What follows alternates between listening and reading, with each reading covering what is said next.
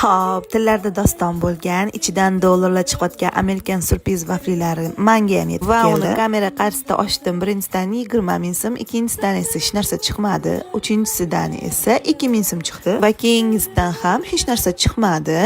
Va yana keyingisidan 20 ming so'm pul chiqib keldi. Shu tartibda vaflilarni hammasini ham ochib tugatdim. Nima deb o'ylaysizlar? Menga umumiy hisobda qancha chiqdi? Menimcha bu ham omadga bog'liq. Kimgadir yirik pullar chiqyapti, yana kimlargadir dollarlar chiqyapti, kimlargadir maydaroq pullar chiqyapti. Lekin vaflilarning mazasi juda ham yaxshi ekan.